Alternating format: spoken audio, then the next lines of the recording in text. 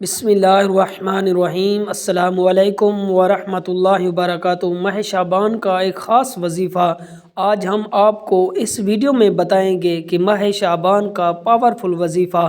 کہ ماہ شعبان کے بارے میں حدیث پاک ہے جس کا مفہوم ہے کہ ہمارے پیارے آقا حضور نبی کریم رؤوف الرحیم صلی اللہ علیہ وآلہ وسلم نے ارشاد فرمایا کہ رجب جو ہے یہ اللہ کا مہینہ ہے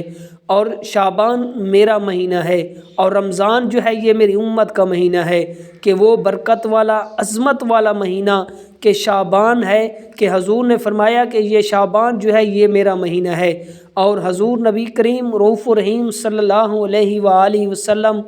ماہ رمضان کے بعد سب سے زیادہ جو روزے رکھتے تھے وہ ماہ شعبان کے روزے رکھتے تھے۔ باقی مہینوں کی بنسبت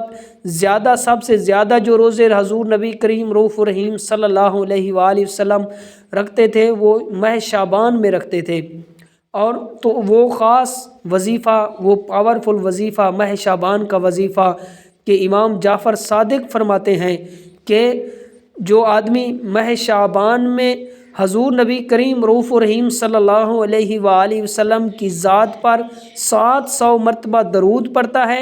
تو اللہ تعالیٰ فرشتے کو حکم دیتا ہے کہ وہ فرشتہ درود حضور کی بارگاہ میں پیش کرتا ہے اور اللہ تعالیٰ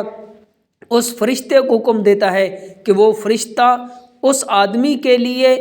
قیامت تک دعائے مغفرت کرتا رہتا ہے کہ یہ کتنی پاورفل وظیفہ ہے کہ جو آدمی ماہ شعبان میں درود پڑھتا ہے تو قیامت تک اللہ تعالیٰ فرشتے کی ڈیوٹی لگا دیتا ہے کہ اس آدمی کے لیے قیامت تک دعائے مغفرت کرتا رہتا ہے۔ تو یہ آپ سوچ رہے ہوں گے کہ 700 مرتبہ یہ تعداد زیادہ ہے تو یہ بہت زیادہ وقت لگے گا۔ سب سے چھوٹا جو درود ہے وہ آپ پڑھیں کہ بہت چند منٹ ہی لگتے ہیں کہ صلی اللہ علیہ وآلہ وسلم، یا اس سے بھی بڑا زیادہ درود جو آپ کا دل چاہے درود پڑھیں کہ ہر روز آپ نے 700 مرتبہ درود پڑھنا ہے۔ تو اللہ تعالیٰ کی بارگاہ میں دعا ہے کہ مجھے بھی اور آپ کو بھی اس وظیفے پر عمل کرنے کی توفیق عطا فرمائے اور ماہ شعبان کے زیادہ روزے رکھنے کی توفیق عطا فرمائے، کیونکہ میرے اور آپ کے پیارے آقا حضور نبی کریم رؤوف الرحیم صلی اللہ علیہ وآلہ وسلم شعبان میں بہت زیادہ روزے رکھتے تھے۔ Subscribe to Mufti Akmal Mujahid online